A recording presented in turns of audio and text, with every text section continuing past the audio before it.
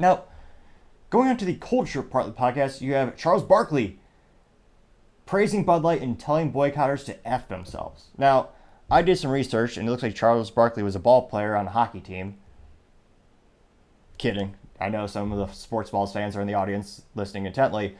I know he was on some type of sports team involving balls, most likely basketball.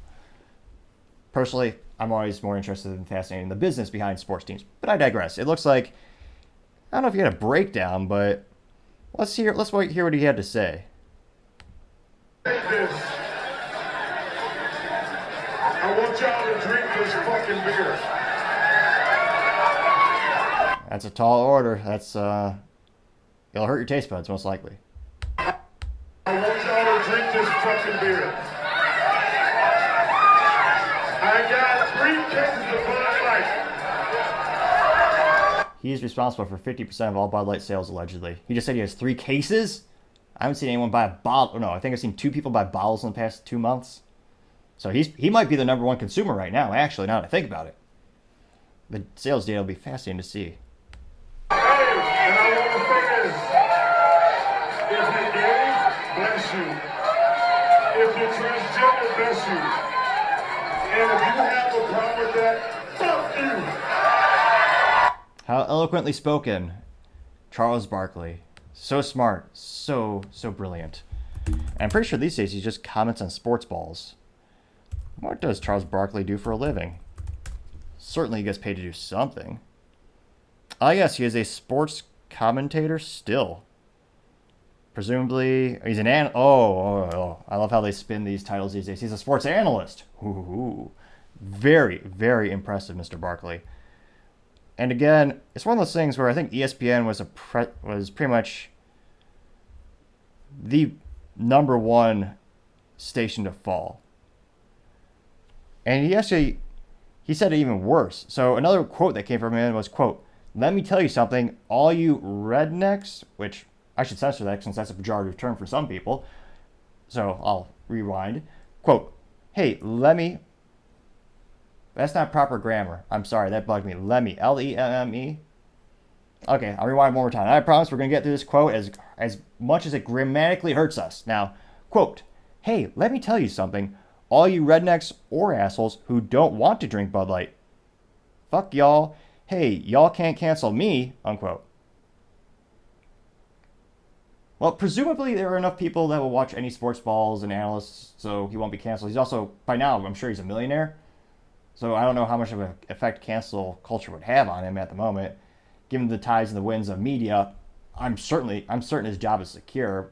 Most people who detest sports and politics being mixed together have long since stopped watching ESPN and other major commenting shows. And again, I always think you comment on sports balls being thrown. It used to be called a pigskin until they stopped making it because it offended the pig community. And now I think they're made synthetic. So, but then at the same time, now they're hurting the hippie community or the environmentalists because plastics are evil, I'm told. But nevertheless, why should we care about a sports balls analyst on this issue? He also misconstrues the point. When I'm talking about the Bud Light boycott, most people when I talk to it, it's not about the... There's very few people who have a controversy around the instance where Bud Light is sponsoring LGBTQ plus I forget the acronym, community. They've been doing that for 10 years. More than that. I believe the CEO probably said it was since 93. So about 30 years, Bud Light has sponsored gay pride parades and everything. The difference is, and I have to explain this for a 20th time, I apologize if you're a newcomer, you'll appreciate it more, perhaps as data. But when I talked to a lot of people about the Bud Light boycott, their concern was the trans activist that Bud Light hired for their campaign, Dylan Mulvaney. The average audience member of that individual on the TikTok platform is a child. It's about 15 years old, if you look at the average audience or user of the TikTok app. And again, you can't sell alcohol to children in the United States. Probably can in France, but in the United States, that's against federal law. Or state law. Technically state law, because the states get their highway funding funds. It's a long, fascinating story of why every state chose age 21 to be the limit. Had to do with highway funding, fascinatingly enough, and I believe Wisconsin was the last one to acquiesce to change from 18 to 21, even though you could join the Army at age 18. But I digress. It's one of those issues where like last year, no one cared. Bud Light sponsored a lot of the same parades. The issue that I saw this year was that specific spokesperson that they chose, or spokesman that they chose, as well as these parades are now having men naked in front of children. I don't know anyone who would consider that an appropriate scenario or an appropriate audience or situation. That's the word I was looking for. And most people would rightfully see that as morally vacuous, disgusting, evil to have naked adults in front of children.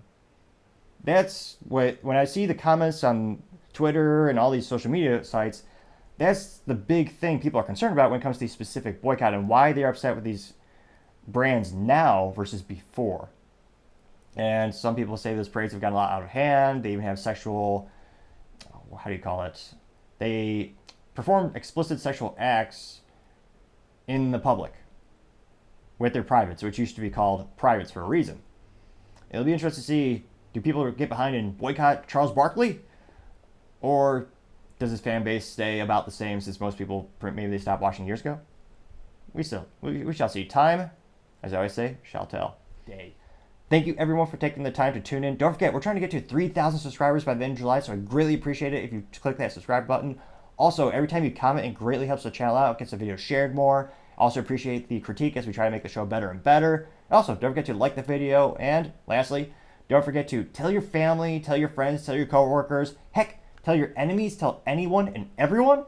Just stay safe and fight the good fight.